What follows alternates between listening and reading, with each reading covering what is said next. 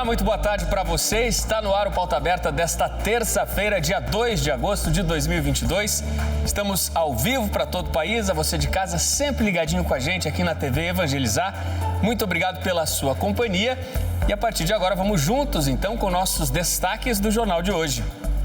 A produção industrial do Brasil apresenta recuo no fim do primeiro semestre do ano, depois de 4 meses seguidos em alta. Os números de junho foram divulgados hoje pelo IBGE. O saque aniversário do FGTS para trabalhadores nascidos em agosto já está liberado nas agências da Caixa. De acordo com o Ministério da Economia, cada trabalhador está recebendo, em média, R$ 787 neste saque.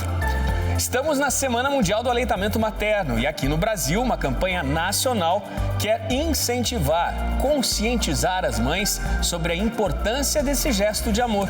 O leite materno é o alimento mais rico, mais importante para o desenvolvimento dos bebês. Novas imagens feitas do espaço pelo supertelescópio James Webb revelam agora com muito mais clareza os detalhes dos astros de uma supergaláxia. São imagens surpreendentes, impressionantes, depois da colisão dessa galáxia com outra, há aproximadamente 400 milhões de anos, de acordo com estimativas da NASA. E você já provou a chamada pipoca de canhão? Nossos repórteres visitaram uma indústria que produz toneladas dessa delícia e que tem planos ousados de ampliar os negócios em vários cantos do país. A explosão assusta. Tudo feito no capricho para conquistar o seu paladar. Fique ligadinho com a gente, o Pauta Aberta desta terça-feira já começou.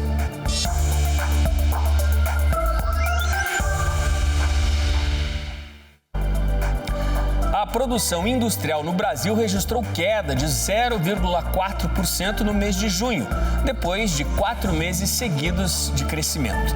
Em relação a junho de 2021, ou seja, neste período de um ano, a indústria no país teve recuo um pouco maior, de 0,5%.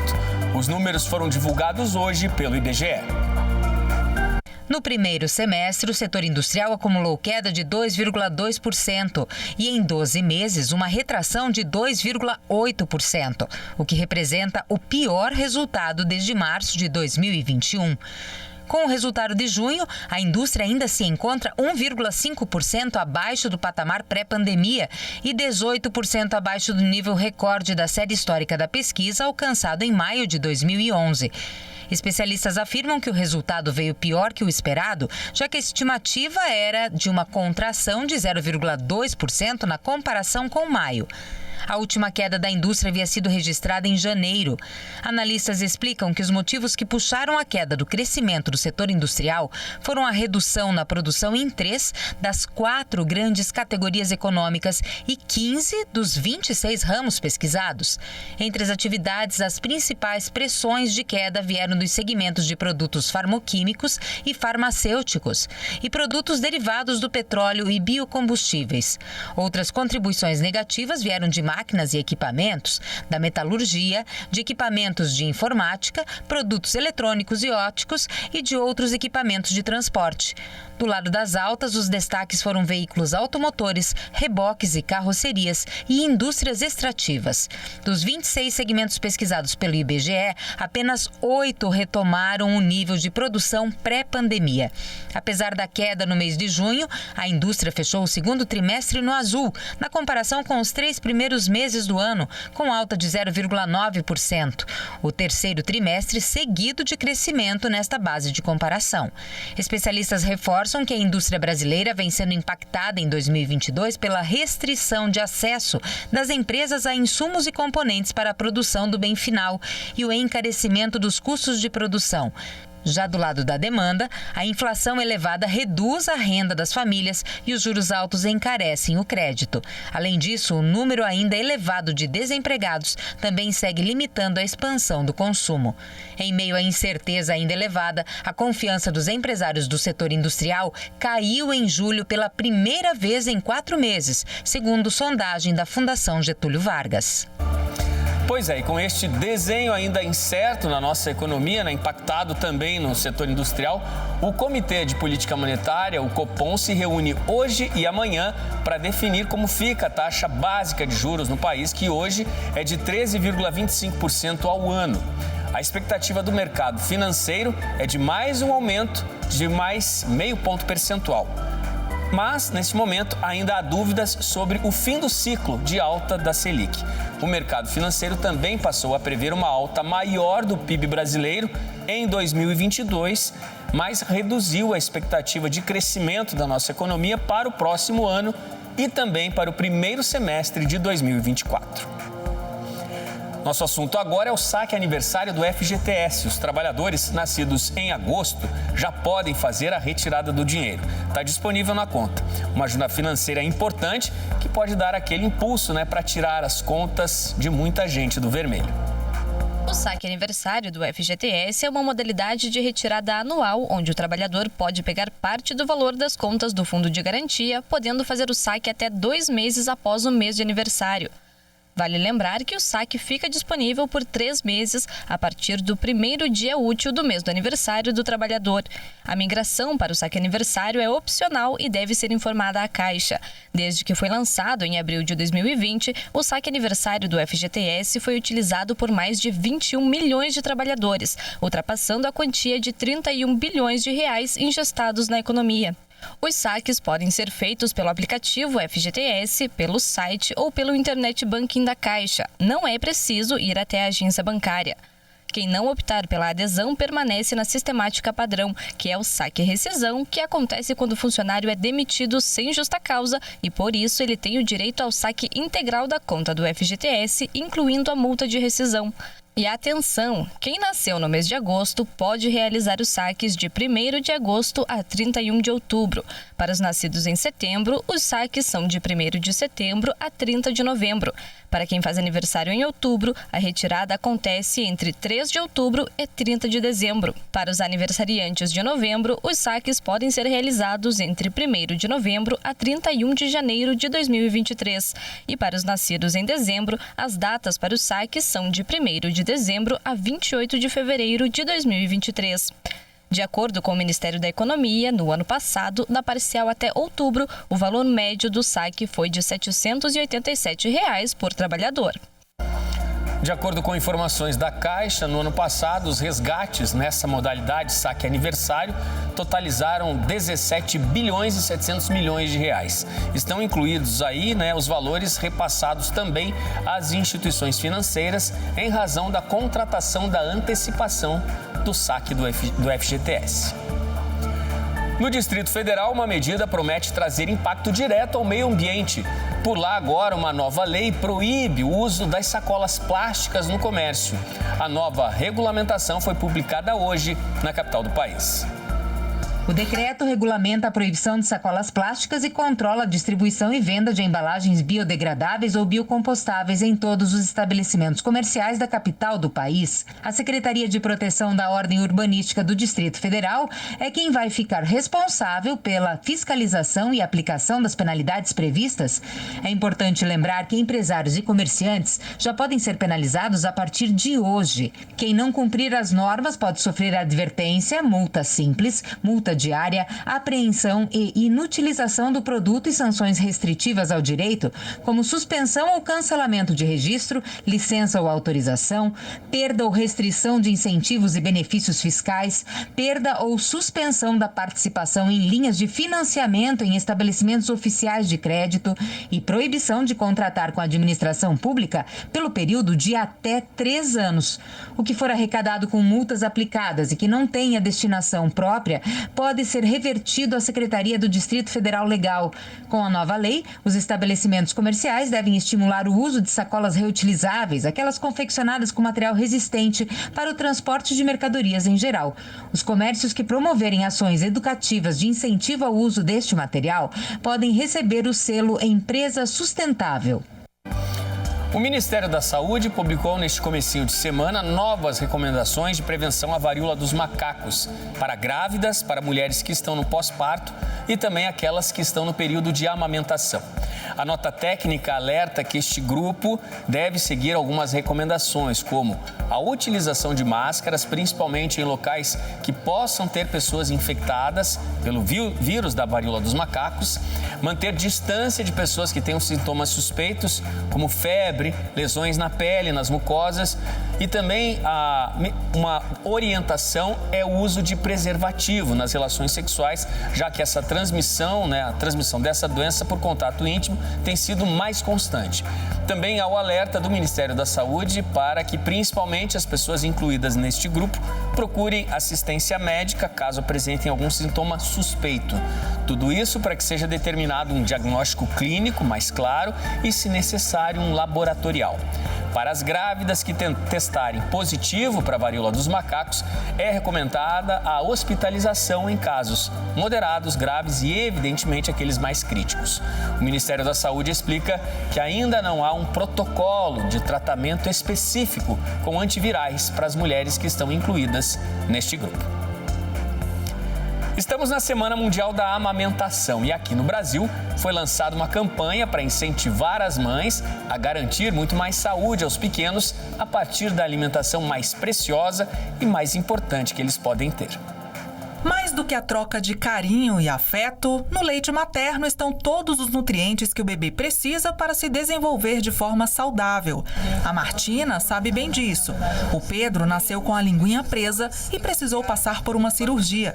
Ela contraiu Covid após o parto e teve algumas complicações, como mastite. Mas, com a ajuda de uma consultora de amamentação e com muita persistência, conseguiu realizar o sonho de amamentar o primeiro filho. Eu sempre me esforcei muito para que a gente continuasse, porque eu sei o quanto é importante para ele. Se você não estiver bem orientada, sobre uma supervisão de um profissional capacitado, às vezes a gente não consiga fazer isso sozinho. De acordo com o Ministério da Saúde, no Brasil, a prevalência de aleitamento materno na primeira hora de vida é de 62%.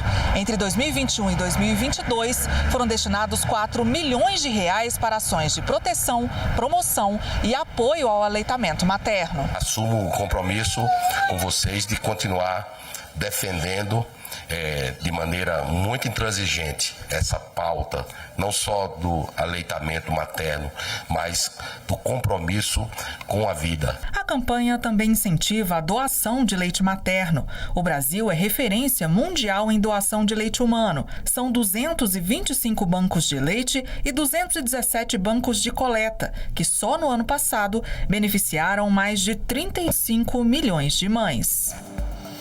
É conscientização importante, a todas as mamães, como é valioso o leite materno, principalmente nos primeiros meses de vida aí dos bebês. E começa a valer agora, a partir de agosto, a liberação pelos planos de saúde das sessões com psicólogos, fonoaudiólogos e outras terapias. As medidas são válidas para atendimento e tratamento a todas as doenças. Portadores de síndrome de Down, pacientes com esquizofrenia e paralisia cerebral, evidentemente estarão entre os mais beneficiados a partir da liberação das sessões pelos planos de saúde.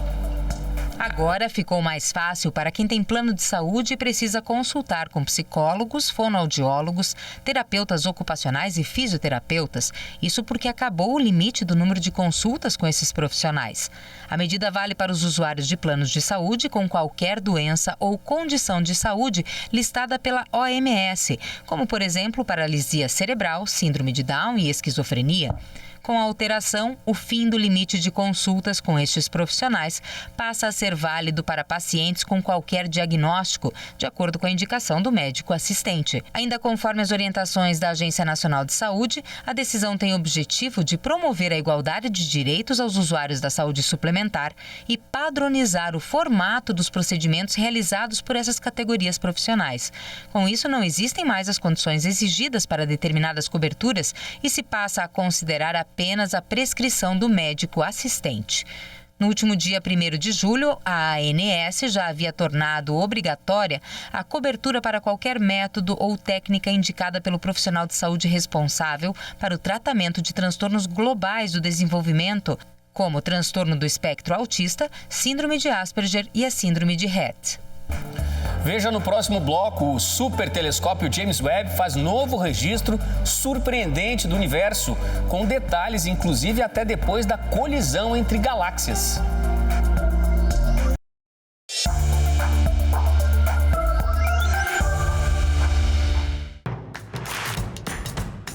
perca mais nenhum vídeo da TV Evangelizar. Inscreva-se agora.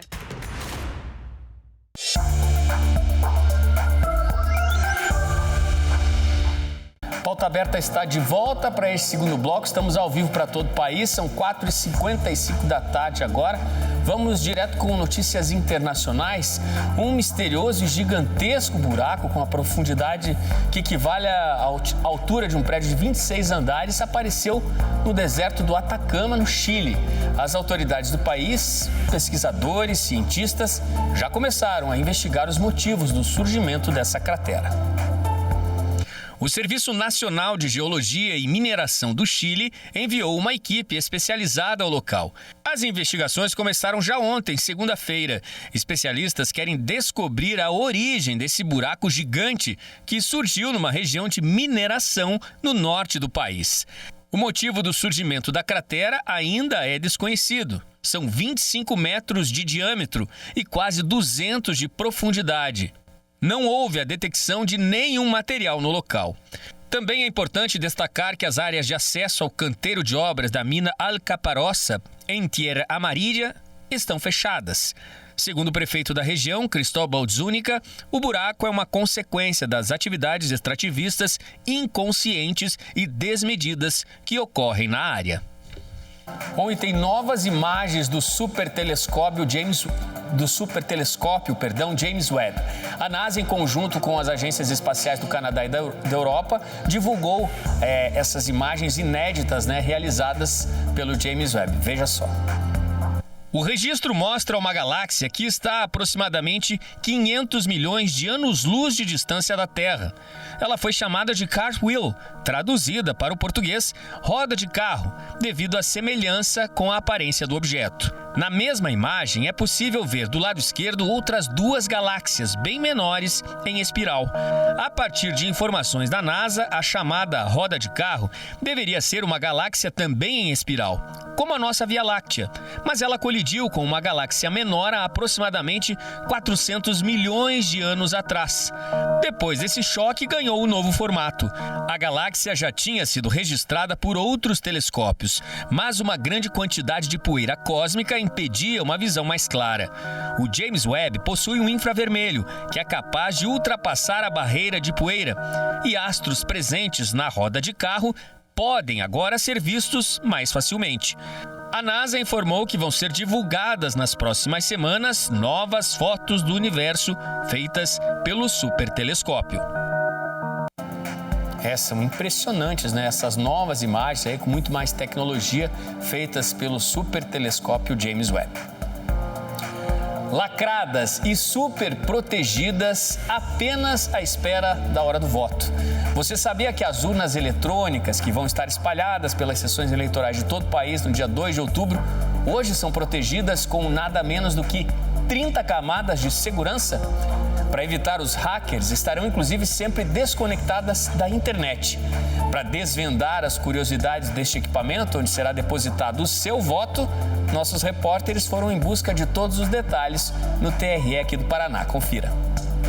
A urna eletrônica começou a ser utilizada no Brasil em 1996, mas foi só em 2000 que todo o país passou a contar com esse sistema de votação. Nós tínhamos um modelo em cédula de papel, lá na década de 90, onde a gente tinha vários problemas com relação a essa parte de segurança. Então, a gente tinha dificuldade do eleitor em fazer a votação, nós tínhamos problema na parte de totalização dos votos, nós tínhamos problema de custódia dos votos. E foi aí que surgiu essa ideia de transformar o nosso modelo de votação, físico, papel, em um sistema eletrônico de votação. A novidade é que neste ano, 21% das urnas utilizadas no país serão de um novo modelo. O que ele tem de diferença da urna eletrônica antiga? Com relação ao requisito de segurança, nenhum. Todas essas urnas eletrônicas, elas têm os mesmos requisitos de segurança. Como qualquer atualização tecnológica que o equipamento sofre, ele tem maior capacidade de processamento e maior capacidade de memória. Então, são urnas que vão rodar os sistemas de uma forma mais rápida, que vão encerrar a votação lá no final do dia, lá quando ele faz a criptografia dos dados, de uma forma mais rápida.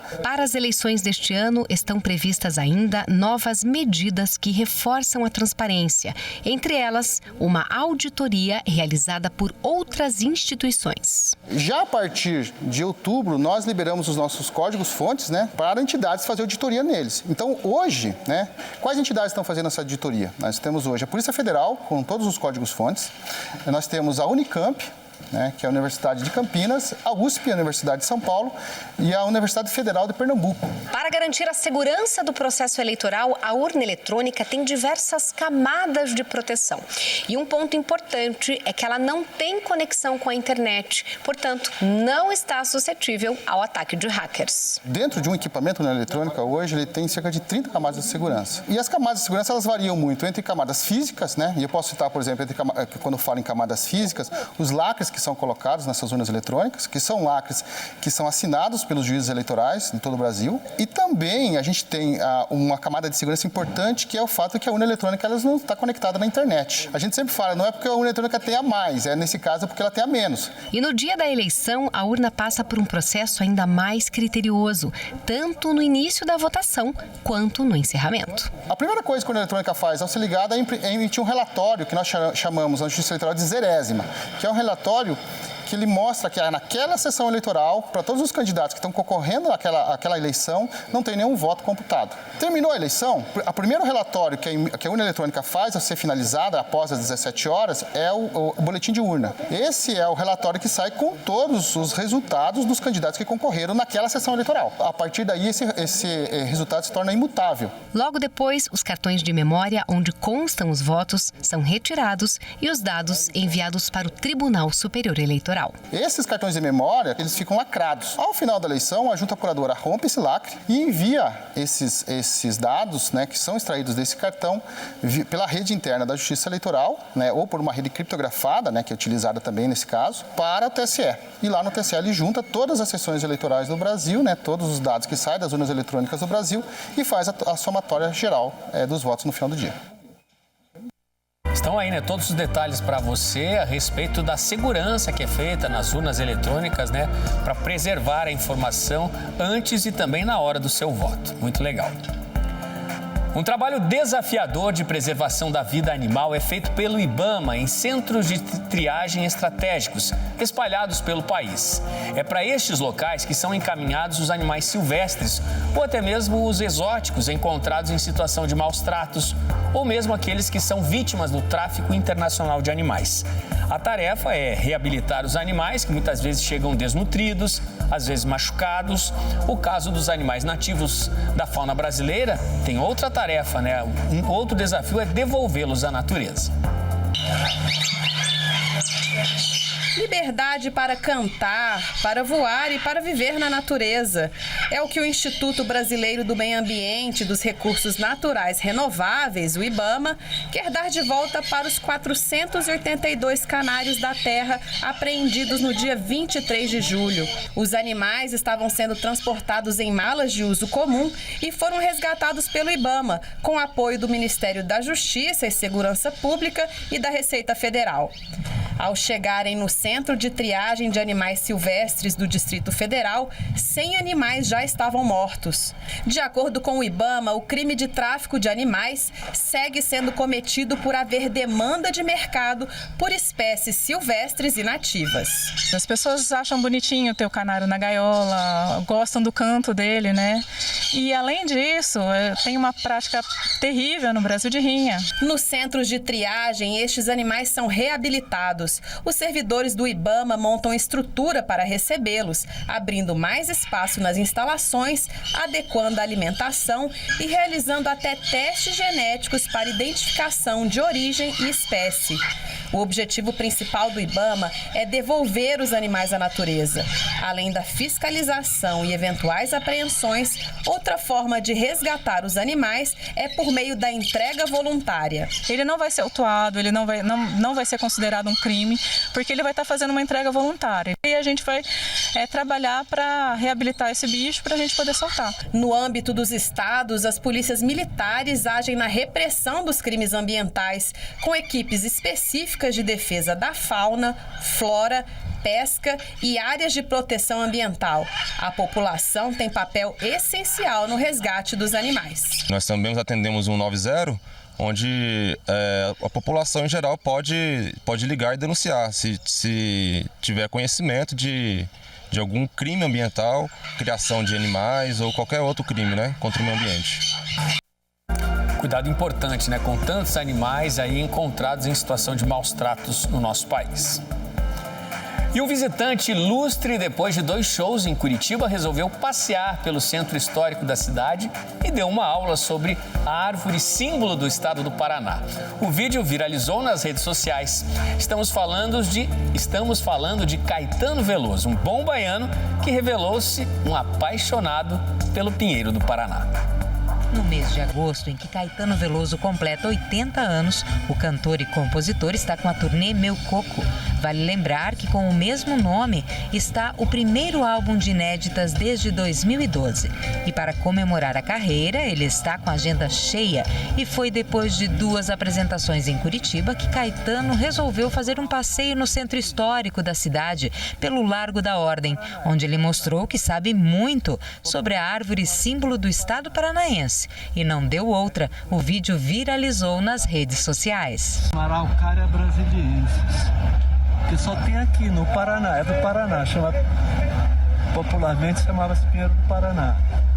O nome técnico é Araucária brasiliensis, que é um pinheiro assim, em vez de ser assim, conífera, é assim, voltado numa taça, né? O Caetano Veloso, conhecedor dos detalhes aí do Pinheiro do Paraná. Vamos de futebol agora pelo Campeonato Brasileiro. Ontem em Santos teve jogão que fechou a 20ª rodada. Confira os gols. Na Vila Belmiro, pelo Campeonato Brasileiro, o Santos enfrentou o Fluminense e o Peixe saiu na frente. Depois da cobrança de escanteio, Luiz Felipe, de cabeça, marcou o primeiro para o Santos. E o jogo teve direito à lei do ex. Ganso, em cobrança de pênalti, empatou para o Fluminense. O tricolor carioca virou com um belo chute de fora da área de John Arias. E o empate do Santos veio em um belo contra-ataque. Ângelo conduziu a bola, invadiu a área e cruzou para Marcos Leonardo. O artilheiro do Peixe no campeonato não desperdiçou e decretou o placar final da partida na Vila Belmiro. Santos 2, Fluminense também 2.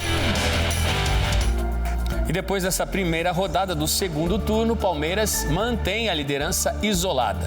Veja em detalhes como está a classificação. O Palmeiras é o líder do Campeonato Brasileiro com 42 pontos marcados.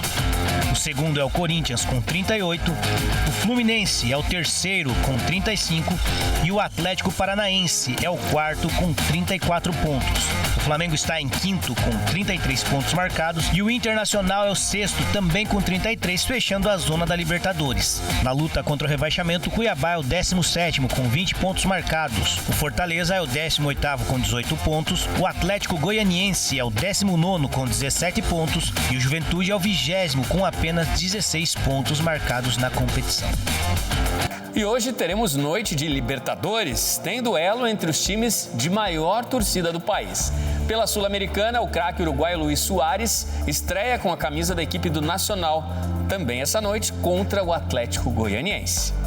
Na Neoquímica Arena começa as quartas de final da Libertadores, às 9h30 da noite, com um confronto entre as duas maiores torcidas do Brasil. Corinthians e Flamengo duelam por uma vaga nas semifinais da maior competição da América Latina. Às 7h15 da noite, no estádio Gran Parque Central, tem Copa Sul-Americana. O Nacional do Uruguai, que terá a estreia de Luizito Soares, enfrenta o Atlético Goianiense no primeiro jogo das quartas de final da Sul-Americana. Um tiro de acordar toda a vizinhança e assim mais uma remessa de um produto saboroso e crocante está prontinha para ser saboreada. Inusitado, não é mesmo? Mas é pura realidade. Você já ouviu falar na pipoca de canhão? Depois que explode é pura delícia e está na boca de quase todo mundo. Não parece, mas o que eles estão fazendo é pipoca. Sabe aquela pipoca crocante e doce? Pois é, talvez você nem imaginasse, mas é assim que começa o processo de produção. E agora você vai saber as etapas até que a pipoca esteja pronta na embalagem. É na área de expansão que a mágica acontece. Na verdade, é física pura mesmo. Cada canhão desse chega a uma temperatura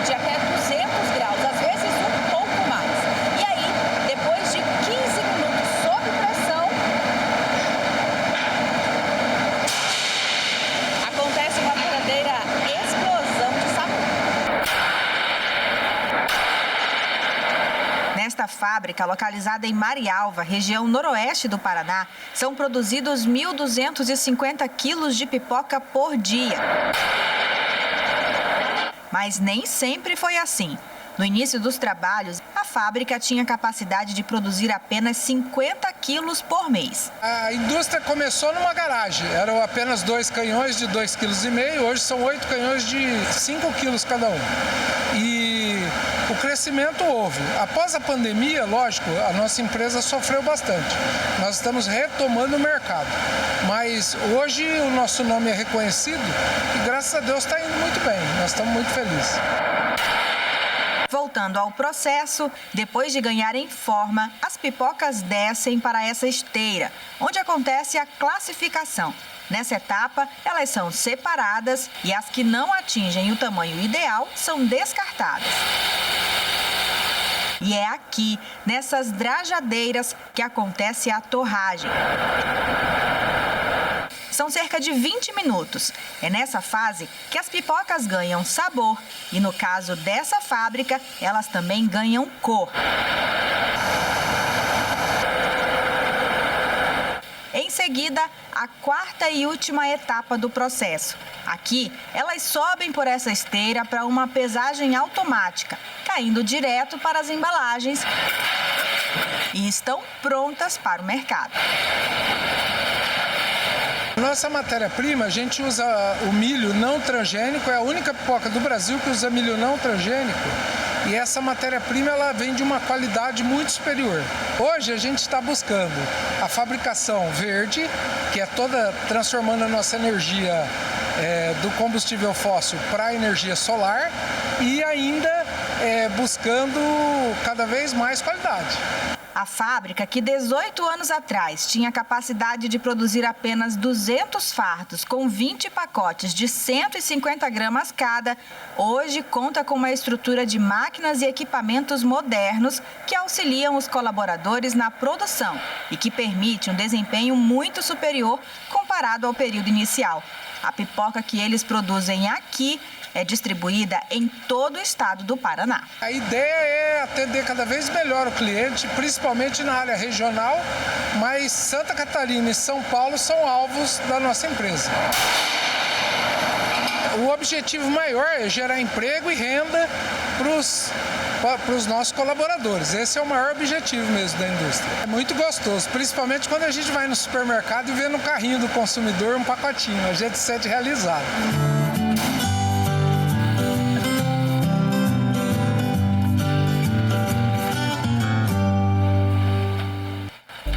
É 8 canhões na indústria em Marialva, né? E muitas delícias aí para conquistar o paladar de cada vez mais consumidores. Muito legal todo o capricho nessa indústria no interior do Paraná.